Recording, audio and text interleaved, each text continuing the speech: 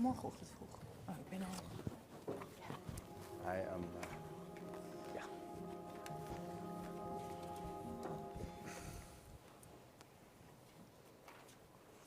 Okay, good afternoon, everyone. And thank you for joining us for this afternoon's session. My name is Mina Al-Oraibi. I'm the editor of a newspaper called The National in Abu Dhabi, and I'm also a young global leader here at the World Economic Forum. It is a delight to be speaking about this topic that is, as is entitled, Water, the Bloodstream of our Earth System. It's vital to all aspects of our lives and our livelihoods. And so it is a topic that we're going to focus on fresh water. And although the Earth's surface is 2/3 water, less than 3% is fresh water. The UN says that the amount of fresh water per capita has fallen by 20% in the last 2 decades. So this is a problem that is only getting worse. And the FAO says that 60% of irrigated cropland is water stressed. So when we think about food, when we think about our sustenance, this becomes more of a problem. SDG Goal 6, when we think about the Sustainable Development Goals, Goal 6 is clean water and sanitation. And this is also halfway through the decade of water. So we've got 5 more years to try to meet some of the obligations that were set. Now, this is almost a precursor to an important meeting that will be happening in March that the Netherlands and Tajikistan are hosting at the UN. It will really be a moment for the world to come together and take on this topic and also take on new commitments. So for those of you in the audience, thank you for joining us. And those of you online, thank you for joining us. You can join the conversation by using hashtag WEF23. With me here on the panel, first is Leesje Schrijnemacher, Minister for Foreign Trade and Development Corporation of the Netherlands, Peter Brabeck-Letmathe, who's Vice Chairman of the Board of Trustees here at the World Economic Forum, and Tatiana Malvasio, CEO and co-founder of Kilimo, and David Wallerstein, Chief Exploration Officer, Tencent Holdings. I'm also delighted to say that this is a session that we at the National have developed with the World Economic Forum. So I'd like to start about the March meeting with you, Madam Minister, and the idea that we're coming together, we're seeing the world come together. What are the aspirations for the meeting, and also how can we get this issue on a very busy global agenda? Yeah, I think that's a great question. And you already mentioned the importance of this meeting and of water in general. And I think before I elaborate a little bit more on the UN conference, I'd like to do a little thought experiment with everyone here. And that is, think of energy. Think of what we do to get energy, about the energy shortages, about how we engage in society, stakeholders when it comes to energy, how we have a whole government approach when it comes to energy. Businesses are involved, citizens are involved. And now I want you to replace the word energy for water, because that is how we should start viewing water, how we should start treating water. We need all of the government to collaborate and to cooperate. So not just the Minister of Water or the Infrastructure Minister. We need Ministers of Finance to put actually, well, money where their mouth is, or to invest in water and to make sure that companies are equipped to invest in water. And that is what I'm hoping from this UN conference, that it's not just the ministers of water, that it's a whole government approach, that businesses are involved, because that is, I think we are talking about climate a lot, but it has a lot to do with water. And 26% now of the people worldwide don't have access to clean water. So we should really help those people get access. And it's not only about clean water, it's too much water, floods, it's too little water with droughts, the water is too polluted. So there's really a lot to do, and what we're hoping for this UN conference is to get really concrete actions. So not just words, and obviously I'm a politician myself, we're good with words and about explaining the importance, but we really want to have actions on the agenda there, and to make sure that when we leave after that conference, that we all know what to do, when to do it on the short term, also on the long term.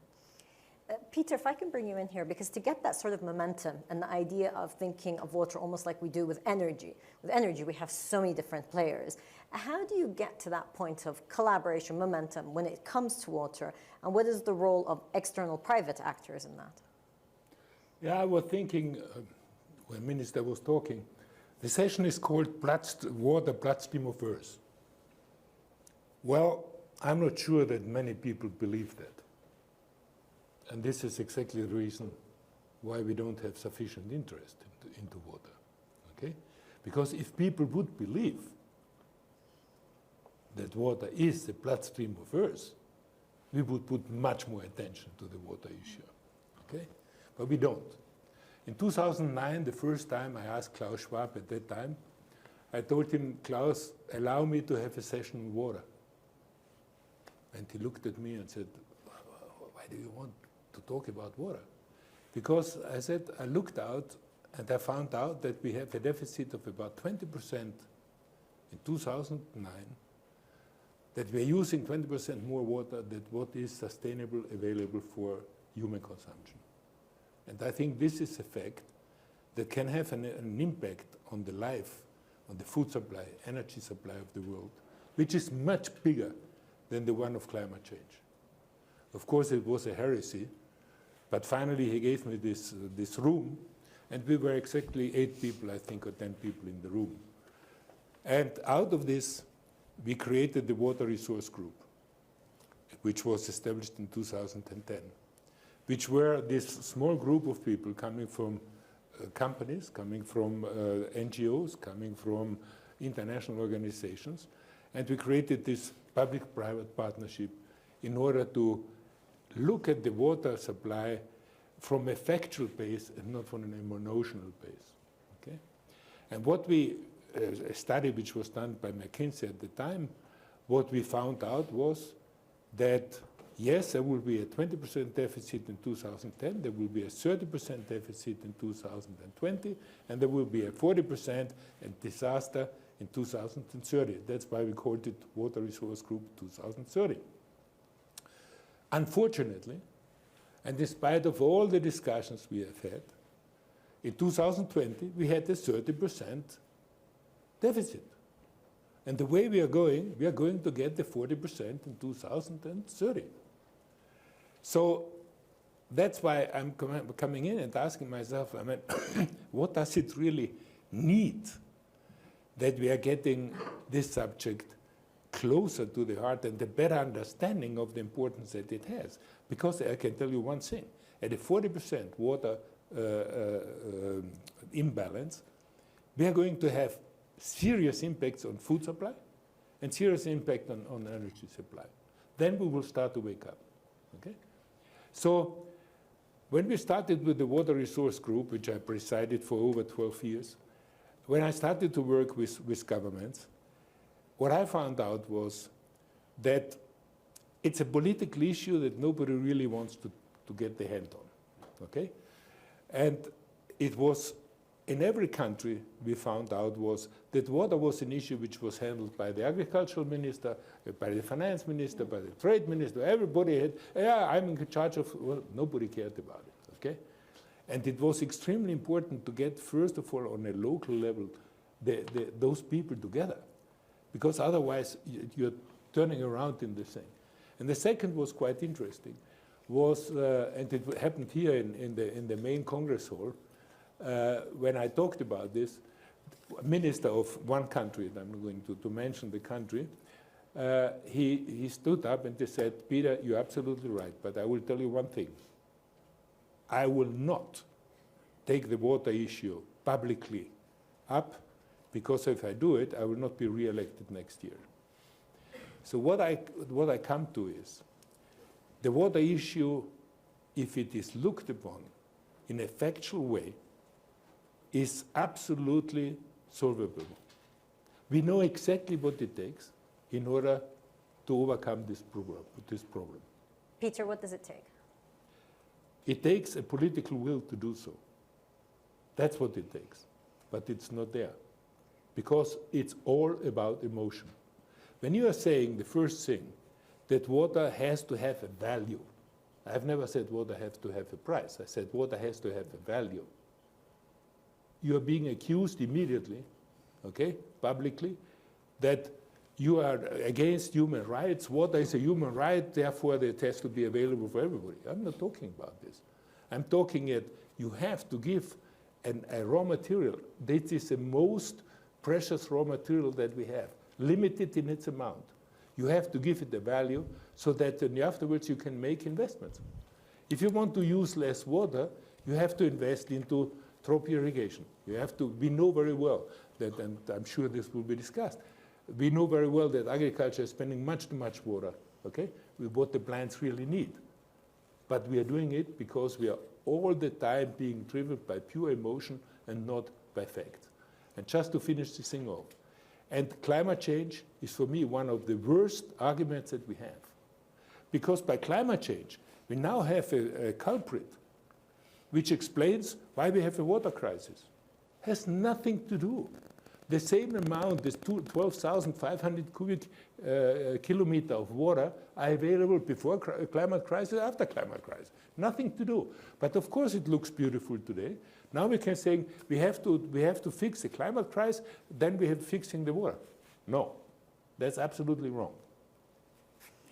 David, I want to bring you in because what Peter is raising about people's interest, getting that interest, the narrative needs changing. You know, it shouldn't be just seen as a climate issue, wider issue. So you tried to tackle that. I want to talk about your innovation hat in a moment, but I want to talk about your documentary Day Zero, because part of that you were trying to inform and make this a bigger talking point.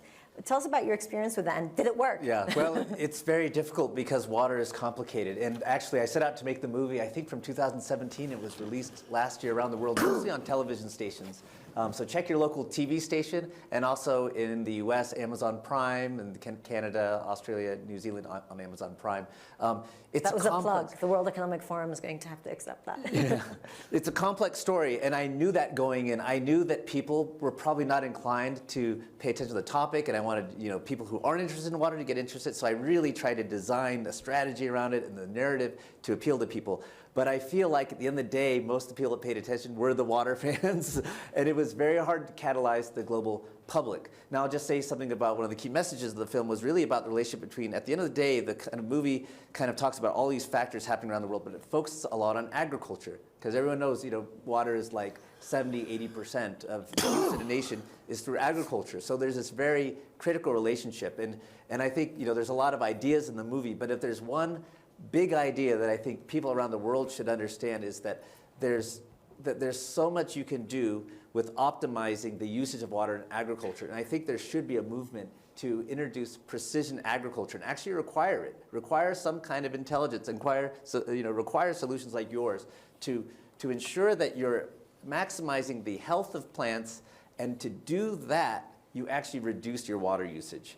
This is just a simple concept, actually maybe not so simple as I'm finding, but if we could somehow get that idea out that farmers are overusing water and that they can actually have more productivity with less water, I think this is really powerful. The movie maybe didn't accomplish that, watch the movie anyways though, but I think this is like the big idea maybe going into the UN conference to get people around this concept of precision agriculture and that relationship back to water. And precision agriculture, follows on from the point that this is not something in abundance that you can't measure or give a value to. Because if you don't value it, if you don't understand how much you're, using as compared to what infinite amount we have, then there's a problem. So I want to turn to you, Tati, on the point of agriculture and this overwatering. I mean, for those of us who are not experts in this field, it sounds in one way basic, but also quite complicated. How are you going to go to each farmer and tell them how much water they should or should not use? Well, I have an example of a farmer in Chile. In 2019, he bought our service because he had too little water, and he wanted to make the best of that little water. And after running several simulations, we get in the conclusion that he only had enough water to irrigate half of his field.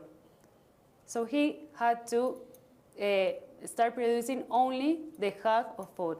This obviously means half of revenue for them, but also means half of employee in the town, half of taxes for government, half of food being exported.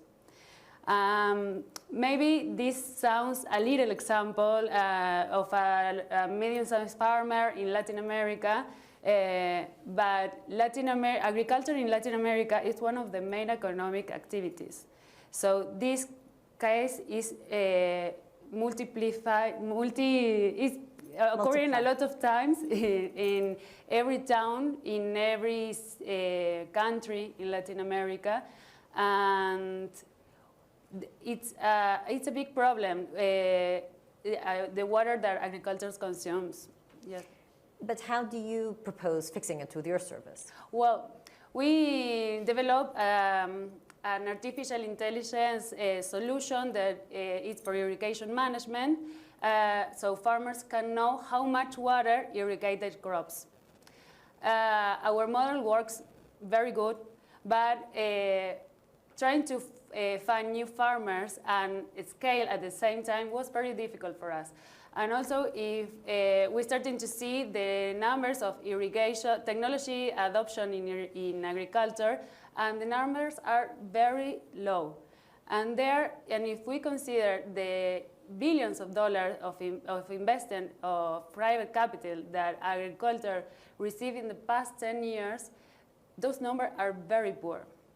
So we try to find the right incentive for farmers to adopt technology, technology which mitigates the climate impact and the impact that it's having on their business now. Mm-hmm. And we tried a new model, paying farmers for their water savings.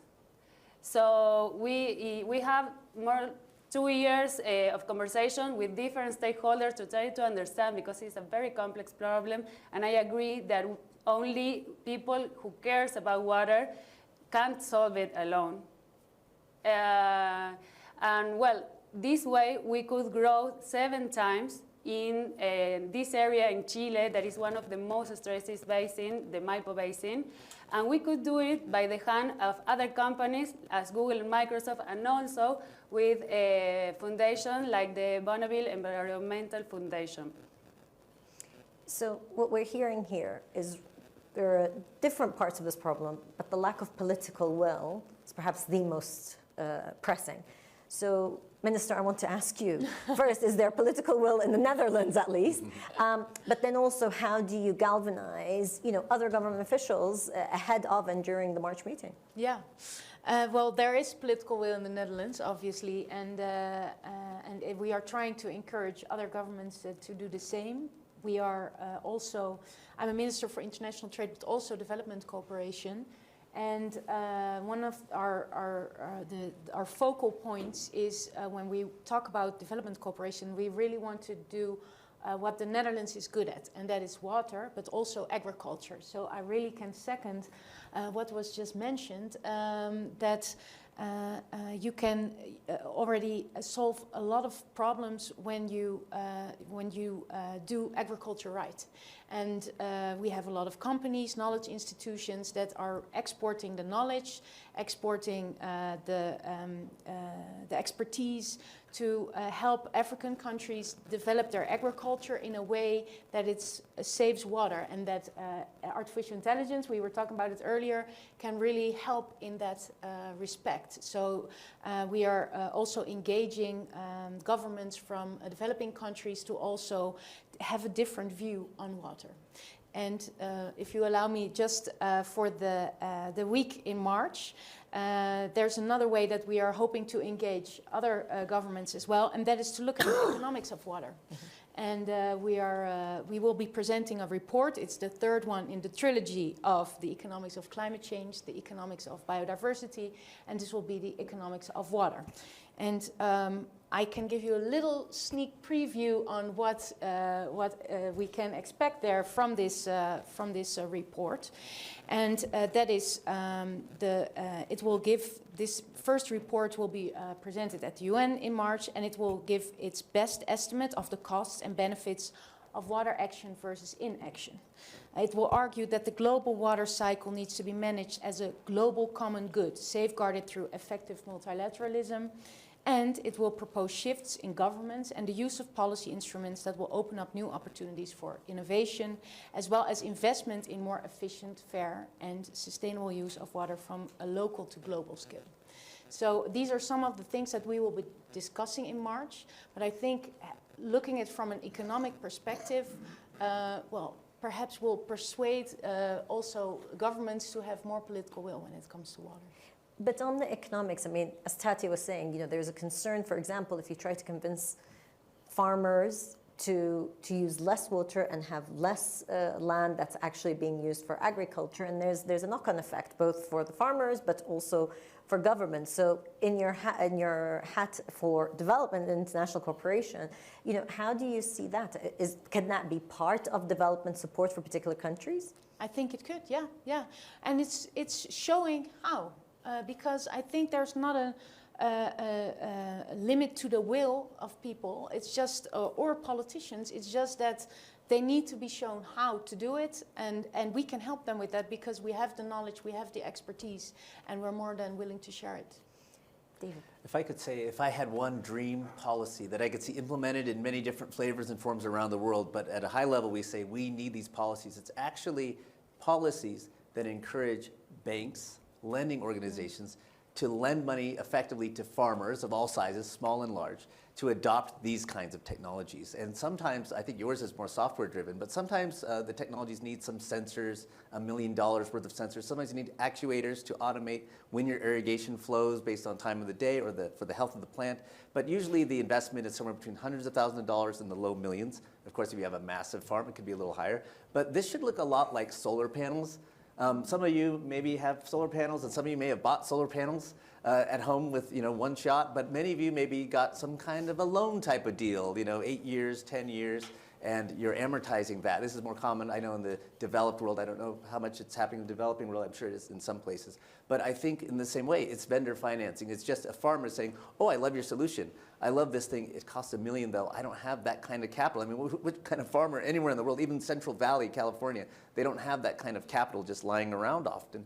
But if they can get it financed, amortized over 10 years, the bank knows what the farm can do. They know the value of their crops. They know the value of this technology. It's going to boost productivity. It's going to reduce water, sometimes massively. We've seen companies like yours saving up to 30 to 40% water on their fields while boosting the productivity by 10%. So that means before the productivity was hindered and they're using too much water. So if there's policies now, and they can come and, I'm not a policy expert, but you can think, how do I encourage the banks, maybe require them to make loans under certain conditions? Careful with that. If you start requiring the banks you know, to do like things. but like come with that mindset. Like at the end of this process, there's going to be a lot more loans, you know, flowing to farmers at fair rates. Right. You know, but to just say that like the farmers can't get loans to do this kind of capital investment, and we're wasting time meanwhile, and we're wasting water, I think that's very dangerous. So we have to figure out. Every nation is different. Every context is different. I'm not a policy expert, but what does it take to nudge the financial institutions to have that entirely in their own self-interest with a profit? You know, they're making interest every year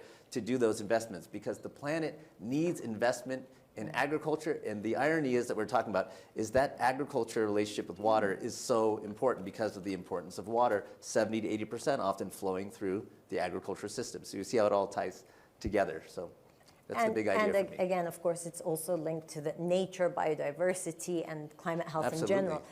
But Tati, I want to turn to you on this point. I mean, when you look at the actual innovations and what's required, we need to scale this. So we can go to individual farmers, but if you're going to scale, how from a private sector perspective would that happen? Well, I agree. One of the ways to resolve this problem is with investment. Actually, a traditional capital, private capital, and subsidies from government are not being enough. We need more invest in the sector, and we believe that I agree with you because water market is happening now. A water market is inevitable. So better if we can sit on a table and design that infrastructure and design that market, the transparency of that market, so more private sectors or even government or different organizations can be part of this, can help farmers access to the capital, can help entrepreneurs develop the technology they need to scale their solution and make it also cheaper so farmers can use it. Peter, I want to turn to you because I think when we lay out solutions in theory, they seem like this makes sense. Why aren't we doing this?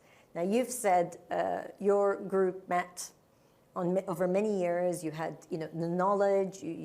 Certain technologies maybe weren't there, but there were other technologies, and yet weren't able to deliver. So, how do we make sure that, given that we have these new technologies, we all know that there's enough liquidity if there's the will to do it? How do we make sure it comes together? Well, I just want to stress, first of all, we have all the solutions necessary in order to overcome the water crisis. Okay? I give you only 3 things. If we had the water efficiency of Israel in agriculture, the problem of water would be solved. Okay?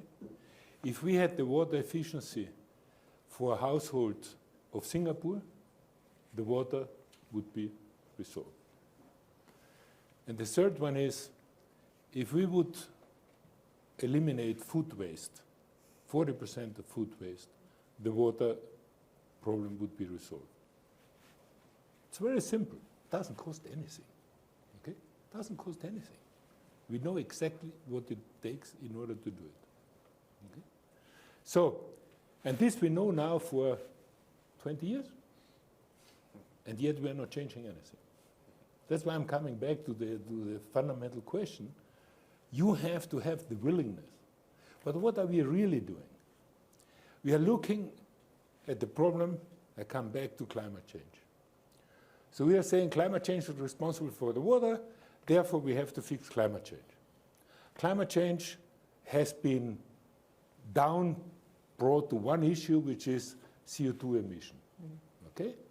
So we have the great solution for CO2 emission. We are going to biofuels as a fantastic solution. Okay? Well, to produce 1 liter of biofuel, you need 9,100 liters of water. Okay? Now, can you explain to me, if the water would have any value, that you would be spending 9,100 liters of water to produce 1 liter of biofuel? And what we are doing, we are subsidizing this politically as one of the big solutions for the future of the world. You see, this is the issue. Those are the things, but they are not very attractive for politicians. Because if a politician would be speaking up what the reality is, he might not be re-elected. Okay? That's the issue. And as long as we are trying to find solutions and saying like this and turning around the thing, not wanting to see the reality, we will not find a solution to this problem. Yeah, I'd like to comment on this because political will, it also starts with public support because a politician wants to be re-elected. Yes. So I think we are now only talking about, how can we get politicians to engage? Yeah, but we need bottom-up approach also to engage people because when the people get, when the climate crisis, the moment politicians really started to get serious about climate action was when the people started to elect officials to do so. That's exactly what I'm saying. Yeah. I mean, I'm not putting the blame on I'm not putting the blame exclusively on the politicians. No, but who is informing the public? How many people are speaking up in Davos about the reality of the water issues? Okay? I don't hear many. Most of them are trying to stay on the top of the emotions, and the human rights aspect, and this aspect. And nobody wants to speak out what the reality is. I appreciate a lot what he's been doing. Okay? Because he is somebody who is trying to influence the public, and once you can influence the public, that's what Al Gore was doing. What was Al Gore doing?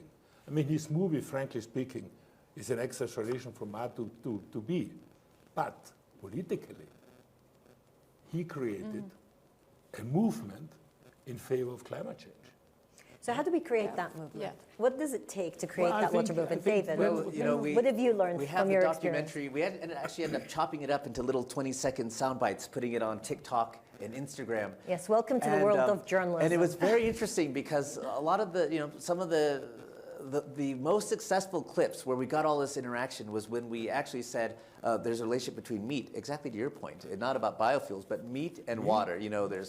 Is it 1,000 gallons? I'm sorry, I don't have it right off the top of my liters. Well, Gallons, I can give you the thing. massive amounts of water for your hamburger. And then people got so upset because they don't want you to take away their hamburgers. And there was like this kind of a negative reaction, but it was blowing up. And then the people helping me market it was like, no, let's stick with this because it's picking up. But I was like, no, this is bad though. This is not what we wanted. We wanted people to get it and we wanted to educate, but they were going the other way.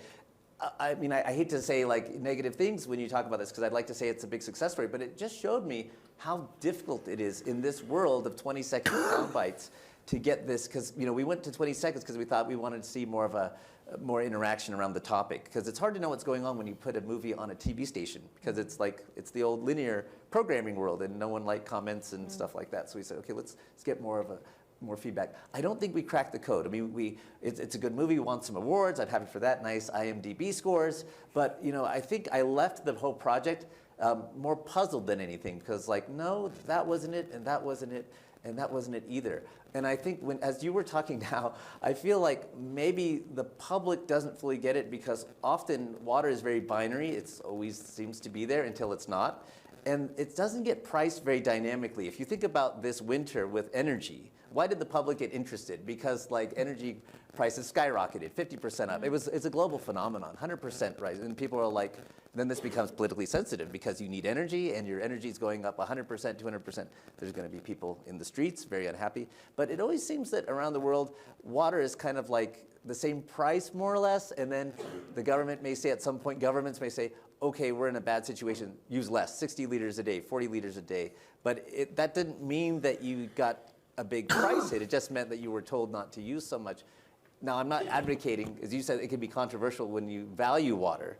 Yes. But I think because it's so existential, we don't play with prices. Yeah. We have to be careful when we value it. But then the public is kind of like, it's either there until it's not there, and then everyone's mad, like, why didn't you do something? And so how do we get... So, I have more questions than answers after spending 5 years working on the documentary. I started 2017 when this was kind of a newer issue, and I still have more questions than answers. But I think we have learned that we have to do more. I like the idea of engaging people on social media more and more, using their format, their language, and doing things quicker and more frequently, because movies take a long time to make. And so I think we need more messages coming out. And maybe like Netherlands taking a lot of leadership here. How do we use trendy people, popular people with sound bites, and just bombarding the airspace and educating at the same time though? So we know what our high-level educational messages are. We know there's a big strategy over a year. We got to get those ideas across, but it's like in 20-second packets, day by day. That would be my suggestion. But Tati, also through your work, I mean, you're often having to go and speak with farmers who have inherited the way they do things from their parents, or at least that's the way it's done in the industry. And so also to educate someone who's knowledgeable about their field and say there's a different way of doing that. How do you do that persuasion part? Well, education, it's a very important tool for this, but it's not enough. I mean, I agree with you, because we have to change the approach. We have to make water fun again, so people get involved, so brilliant people can sit on the table and find different ways to solve the problem, and we work with all the solutions together. For answering your question, for example, we create an irrigation academy where farmers can get access to a lot of content from experts of every crop and soil and all kinds of content completely free in Spanish also, because in Spanish there is not much content, and we have a good audience. We have last year 100,000 farmers, 20% smallholder farmers that don't have access to this knowledge because they can't afford it. women, 20% of women, 20%, sorry, of women that they are not on the table where decisions are made, also on the investment they need for their farms. This is very useful for them, but it's not enough. So this is why we try to pay them to save water, to try this new approach and see if this works. But we also think that we need an approach that includes all the considerations, regulations, conservations, community engagement, market-based solutions. We have to talk about the value of water. I'm not talking about a price, I agree with Peter, but water have to have a value.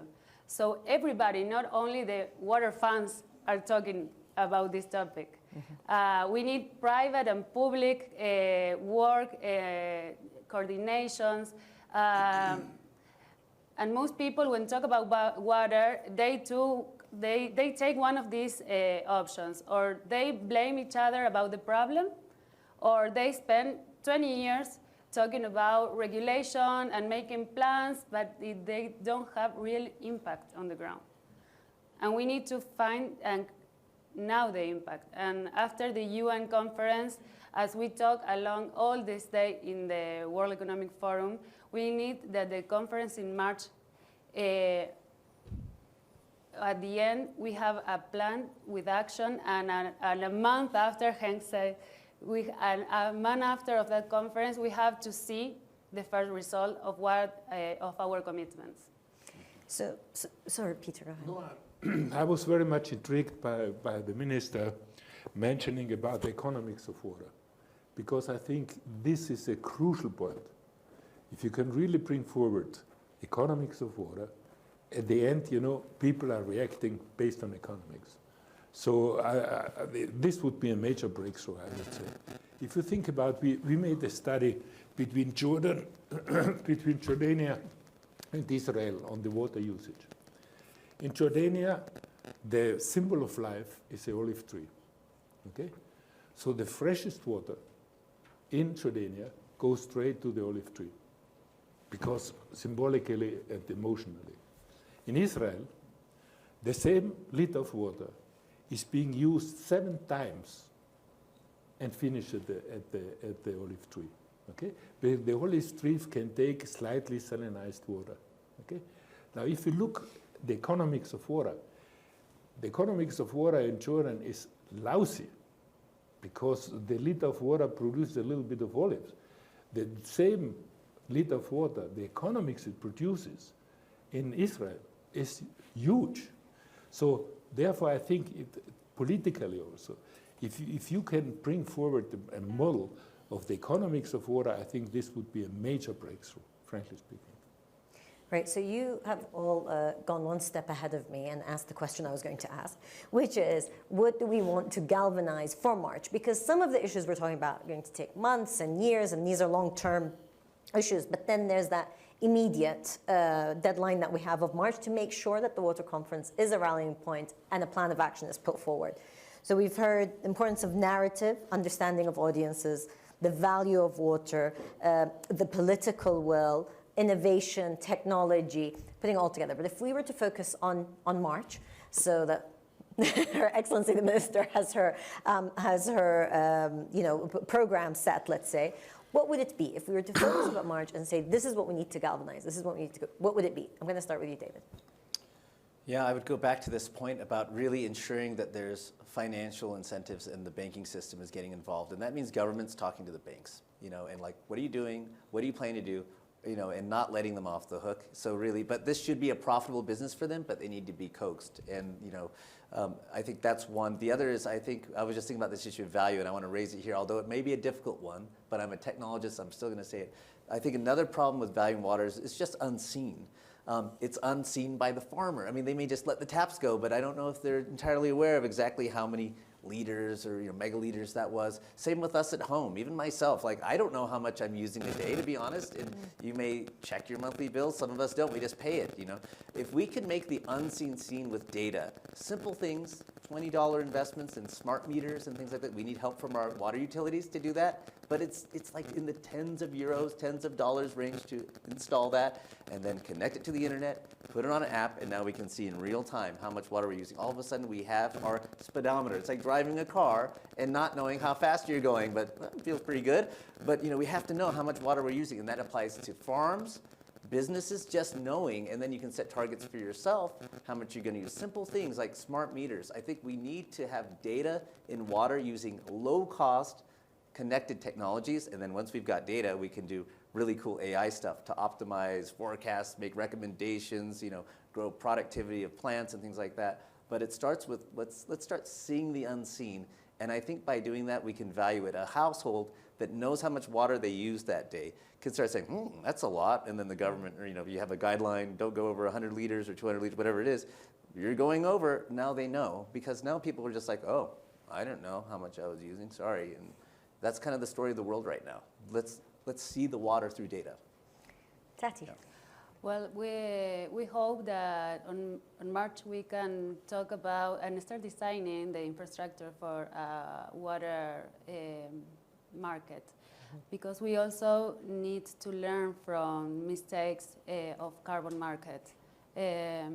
Water market has to have a positive impact in environment and in society, and it has to be transparent, so more private and public organizations get involved in it. Peter, I want to ask you first to comment on what David said. Do you think there's appetite amongst banks, and I know that's a huge generalization, but in financial organizations and banks to do that sort of work in terms of finance? Yeah, of course, but you have to have a counterpart. How do you want as a bank invest into something when what you're investing into has no value? You see, it comes always back to the very fundamentals of economics. Okay. Now, talking about economics, may I say another thing which I found out, which was quite, I would say, eye-opening for me. In economics, we believe that the more you are using, the cheaper it becomes. Okay? So if you're buying 1 kilo of sugar, it's one price. If you pay 100 kilo of sugar, it's a lower price. If you buy a ton, it's much a lower price. We apply this to water. You're absolutely wrong. You have to turn this thing around. The first water you're using should be the cheapest one. That's the one which is necessary for the hydration that we have. And the more you're using, the price of water should go up and up and up, so that the person in Cape Town who is filling up his swimming pool, okay, is not paying for the swimming pool much less than the other person in the downtown villages for his hydration. You have to turn this economic rule around. And that's why I'm saying it come back. There's a lot, if you apply economics, you're talking about the CO2 market. Why cannot they have a water market?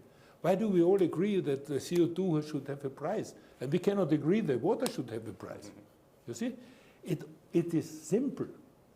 So for the March meeting, UN meeting, do you think that should be the fundamentals of economics and the water market? I was fascinated when I heard about the idea that the 3 points where one of them was economics of water, because it will de-emotionalize a lot of those things.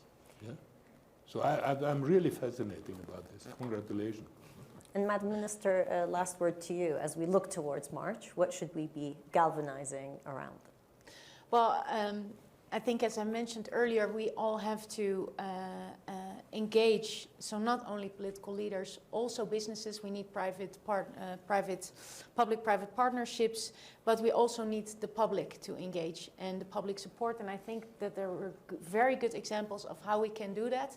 I think data and the digitalization of this will also help a lot to just know, to be in the know of what you're using and how you can use less. And well, I'm happy that we got a good endorsement for as a sort of trailer for the report that will be coming out in March. And I'm looking forward to seeing everyone with concrete actions. Well, we wish you luck with March, and I hope that this time next year we can come to Davos and take a look at what happened in March and the plans going forward. And with that, I want to thank you all for attending. Thank you for tuning in. Thank you to our incredible panel. But before we close, I'm handing over to Emma Banhammer, who's Head of Impact and Engagement at the World Economic Forum. Emma. Thank you. Thank you so much. Well, thank you, Mina, for moderating this important panel and the panelists. Just to reinforce the forum's commitment. Emma, if you could come just so for our viewers there. So really just want to reinforce the forum's commitment also as a platform to help amplify, sort of give a new lease of life to this water narrative in the run-up to March and beyond, and then also mobilizing that public-private collaboration.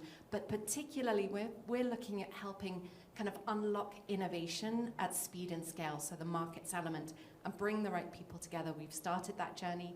March is going to be a critical catalytic moment, and we'll take that forward as well. So really, it's a call to all our community as well. If you're looking to make a commitment, come to us. We can help match those and see how we can maximize that collective action and bring that together in a really meaningful way in March.